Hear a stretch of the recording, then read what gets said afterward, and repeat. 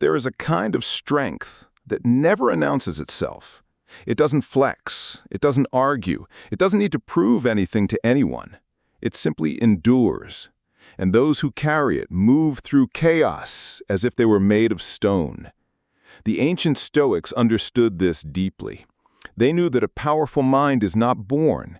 It is built, quietly, through deliberate practice, through habits so simple they are easy to overlook, yet so effective they can transform your entire life. Today we explore 6 of these habits, 6 practices the Stoics used daily to forge a mind that could not be broken. Stay with me. Habit number 1. Begin each morning with a preview of the day.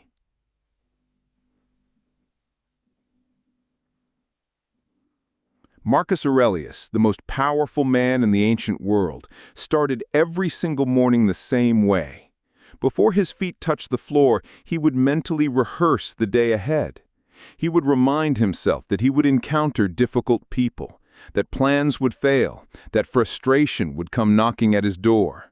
This was not pessimism, this was preparation. By anticipating the obstacles, he removed their power to surprise him. He wrote in his meditations, "Say to yourself first thing in the morning, today I shall meet with interference, ingratitude, insolence, disloyalty, ill will, and selfishness." When you preview your day like this, nothing catches you off guard. You have already faced it in your mind. The meeting that goes sideways, the friend who cancels, the project that falls apart. You have seen it all before the day even begins. This is how you stop reacting and start responding. And that shift alone will change everything.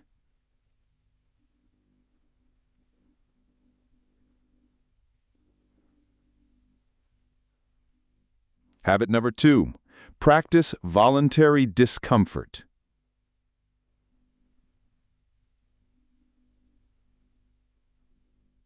Seneca, one of the wealthiest men in Rome, would regularly sleep on a hard floor, eat the plainest food, and wear rough clothing, not because he had to, but because he chose to. He called this practicing poverty. His logic was brilliant. If you train yourself to be comfortable with less, you will never fear losing what you have. The cold shower, the skipped meal, the early alarm, these small acts of chosen discomfort build a resilience that no amount of comfort ever could. Most people spend their lives avoiding pain at all costs. The Stoic runs toward it, in small, measured doses, to inoculate themselves against the larger suffering that life will inevitably deliver. When hardship arrives, and it will not crumble. You will recognize it as familiar territory. Habit number 3. Separate what you control from what you do not.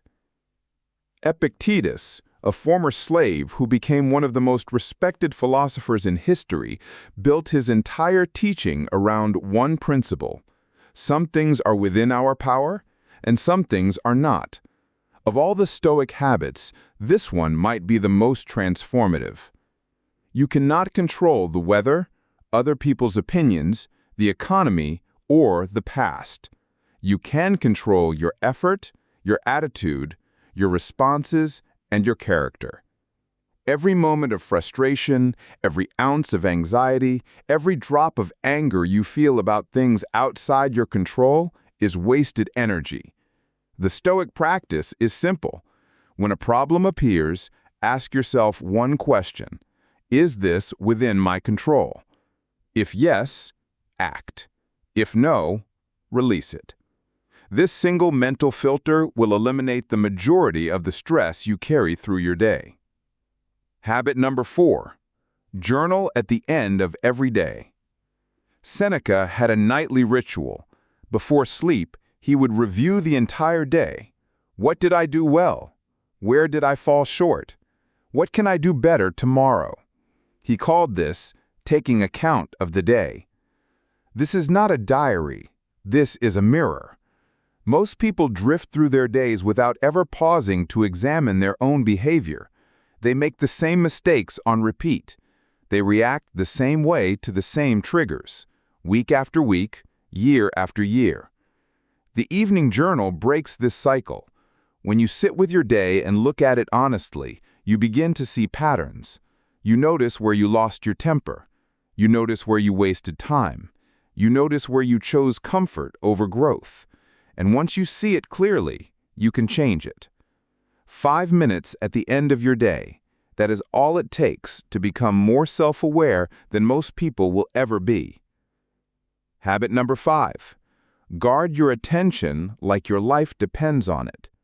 The things you think about determine the quality of your mind. 20 centuries later, this might be the most relevant Stoic teaching of all. We live in an age of infinite distraction. Every notification, every headline, every argument on social media is designed to hijack your attention. The Stoics understood that your attention is not unlimited.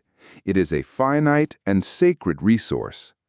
Every minute you spend on outrage, gossip, comparison, or mindless consumption is a minute stolen from building something meaningful.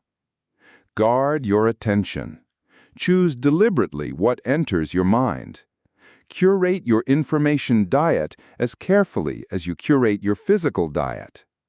The quality of your thoughts determines the quality of your life. This is not an opinion. This is a law that has held true for over 2,000 years.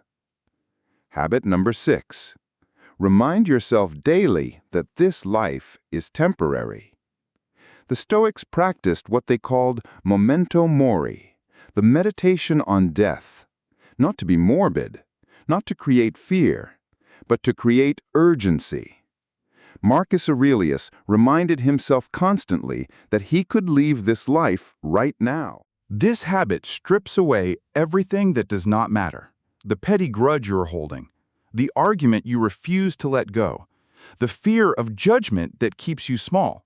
None of it survives the reminder that your time is running out. When you truly internalize that this day might be your last, you stop wasting it on things that do not deserve your energy. You forgive faster. You focus harder. You love deeper. You live with an intensity that most people reserve only for their final days. The Stoics did not wait until the end to start living. They used the awareness of death as fuel for a life fully lived. These 6 habits are not complex. They require no special equipment, no expensive courses, no permission from anyone. A morning preview, voluntary discomfort, the control filter, an evening journal, guarding your attention, and remembering that this life is finite. They are simple, but do not confuse simplicity with weakness. The most powerful forces in nature are the simplest: gravity, pressure, time. These habits work the same way, quietly, relentlessly, and if you practice them with discipline, they will build within you a mind that nothing can shake.